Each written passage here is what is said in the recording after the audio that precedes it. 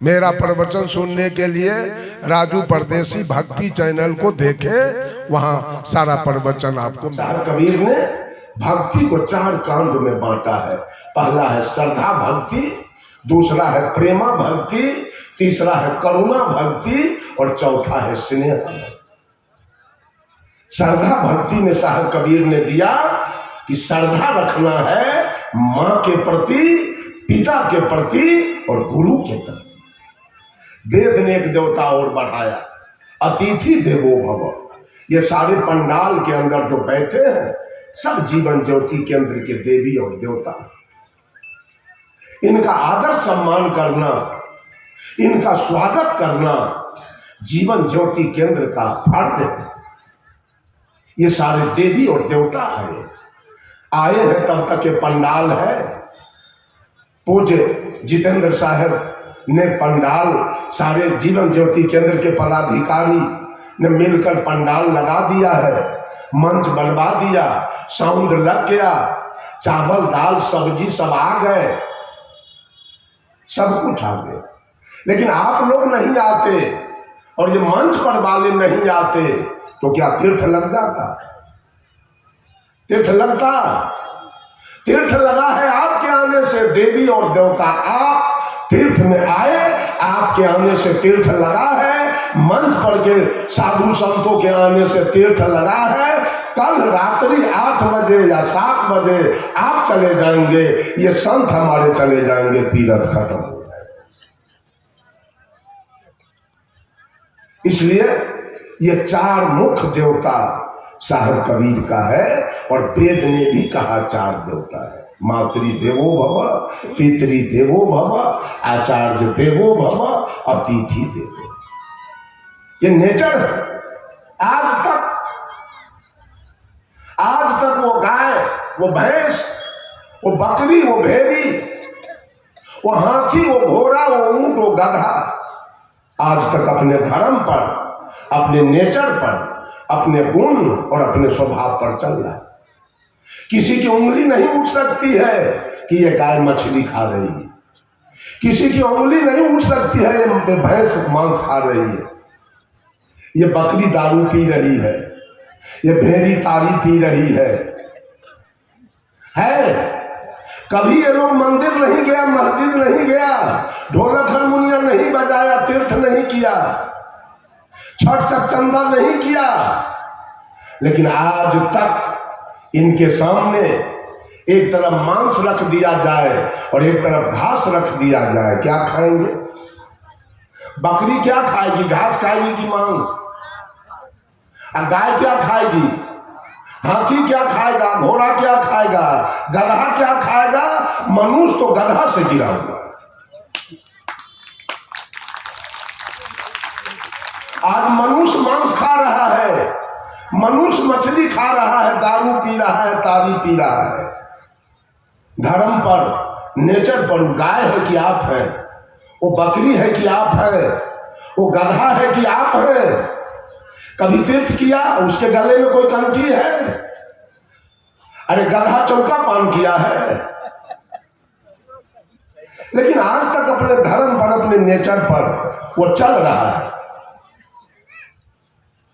बंधुओं, धर्म हमारा स्वभाव है। बाघ के सामने अगर खरे दूध के तस्मई रख दिया जाए, काजू किशमिश रखा जाए, पेड़ा रसगुल्ला रख दिया जाए, तो बाघ क्या खाएगा? मांस। और बगल में मांस रखा जाए तो बाघ मांस खाएगा कि किशमिश मुनक्का? क्या खाएगा? मांस खाएगा।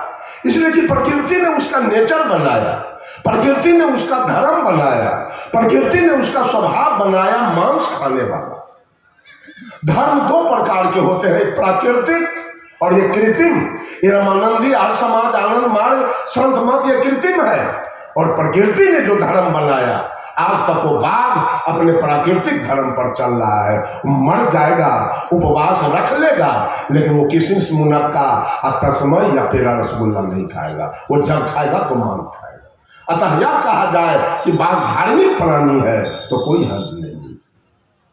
और गाय भैंस भेड़ बकरी भी अगर कहा जाए कि धार्मिक प्राणी है तो इसमें कोई हर्ज नहीं है, वो अपने प्राकृतिक धर्म पर अनादिकाल से चल रहा है। बंधुओं, सुग्गा एक पक्षी है, कबूतर हंस पक्षी है, अपने प्राकृतिक धर्म पर चल रहे हैं, शुद्ध शाकाहारी।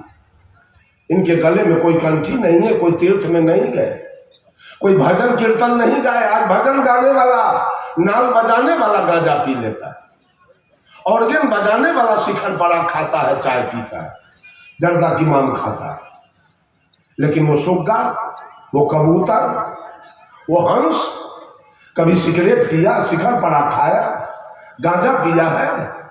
आज तक अपने प्राकृतिक धर्म पर वो शुद्ध शाकाहारी होके जी रहा। वो धर्म है, वो नेचर है। मधुमक्खी आज तक फूल पर बैठती है। कोई कहे कि पैखाना पर बैठे देखे, कोई कहे कि मधुमक्खी को हम मांस पर बैठे देखे, संभव नहीं है। वो अपने प्राकृतिक धर्म पर जी रहा है, मधुमक्खी जी रही है। और जब बैठेगी तो फूल पर ज्यादा से ज्यादा मिठाई पर जाके बैठ सकती है, लेकिन गंदे चीजों पर वो नहीं बैठ सकते। लेकिन मनुष्य के घर में आज मांस बन रहा है, मछली बन रहा है, इसका कौन धर्म है? मनुष्य का क्या धर्म है? और ये बैजनाथ धाम जाएगा, जगन्नाथ धाम जाएगा, शिव जी पर जल चढ़ाएगा, अगरबत्ती बारेगा, कुछ कथा कीर्तन सुनेगा। कथा कीर्तन सुन लेना कोई धर्म नहीं है। साहब कबीर कहते हैं, स्वादे ओद्र भरे घाव कैसे, ओसे प्यास न जाई हो। ओस चाटने से प्यास नहीं जाएगा और स्वाद जानने से पेट नहीं भरेगा। आज बहुत वक्ता लोग बहुत पंथ में देखते हैं, बैठ गए, किसी राजा महाराजा की कहानी ठेके हैं। किसी राजा महाराजा की कहानी सुनने से हमारी मुक्ति नहीं हो सकती, हमारा कल्याण नहीं होगा। कोई आके कहे कि हम भर पेट रसगुल्ला खा के आए हैं, ये सुन के कितने लोगों का पेट भरेगा? किसी का पेट नहीं भरेगा। किसी राजा महाराजा की कहानी सुनने से हमारा कल्याण नहीं हो सकता है, और गोश्त चाटने से, मात्र ज्ञान की बात सुनने से भी हमारा कल्याण। परम पूज्य केवल साहब कह रहे थे कि आदमी में परिवर्तन नहीं आ रहा है। क्यों परिवर्तन नहीं आने का कारण है कि आकर्षण तो चुंबक में होता है,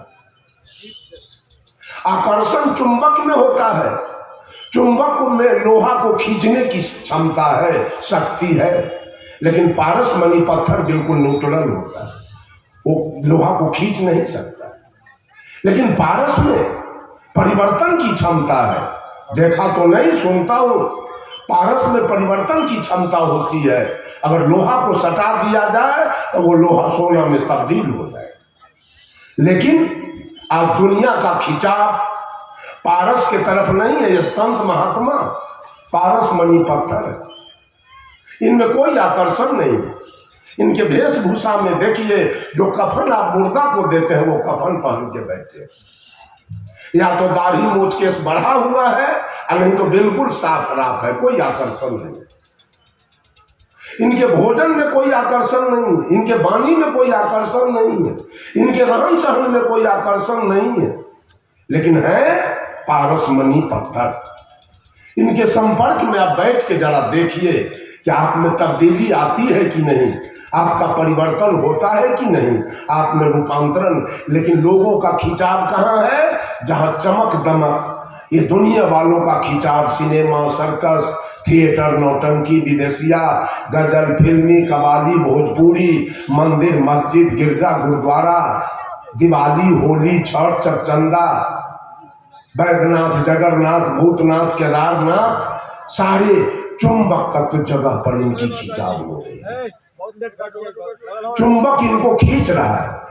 साउंड चढ़ गया, साउंड चढ़ गया। बैजनाथ धाम से कोई चिट्ठी पत्री नहीं आई है, लेकिन काल ने अपना चुंबक लगा दिया है वहां। सावन चढ़ा, अभी सबको मिर्गी चढ़ गया। औरत मर्द के मिर्गी पकड़ लिया सबके, लाल के साड़ी पेटीकोट ब्लाउज आ मर्द सब एगो सैंडो गंजी आ एगो गमछा एगो अंडर बिया आ एगो बांस के फट्ठा दूगो चुकरी। बोलो ट्रक बम, भैया बम, बहिना बम, डाक बम, पैदल बम आ जे सबसे ढहलेल है पेटकुनिया बम।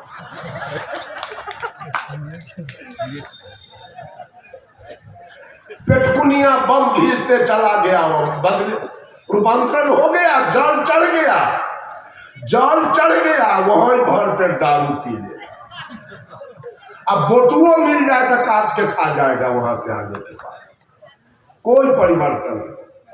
चोर है तो चोरी करेगा, दलाल है तो दलाली करेगा, घूसखोर है तो घूसखोरी करेगा। हम मानसी में ट्रेन में बैठे हुए थे और 10 गो डाक बम वाला लाठी पर नंगरा के चल रहा था, ऐसे पकड़ा था लाठी, हचक हचक के चल रहा था। देखे तो 200 के मुंह में करियक्का सिगरेट खेलता है। हम की बाहर डाक बम। कहाँ परिवर्तन है? छठ करने वाली महिला में कहाँ परिवर्तन है? जिस दिन खरना था और ये सजुकारक नींबू के दुकान पर, मूली के दुकान पर, ऊख के दुकान पर, सेव के दुकान पर, संतोला के दुकान पर, सूजी मैदा चीनी आटा के दुकान पर, कपड़ा के दुकान पर भीड़ चल रहा था। और जब पारण के दिन आया तब मछली के दुकान पर और कसैया के दुकान पर भीड़ चल रहा है। कहाँ परिवर्तन हुआ? परिवर्तन प्रवर्तक स्थल ये सत्संग मंच है। यहाँ से आप में परिवर्तन हो जाएगा। आप यहाँ से परिवर्तित होके चले जाएंगे और कहीं से परिवर्तन होने की संभावना नहीं है। इसलिए बंधु, साहब कबीर ने कहा, सब काहू का लीजिए सांचा शब्द निहार, पक्षपात मत कीजिए, कहीं कबीर विचार।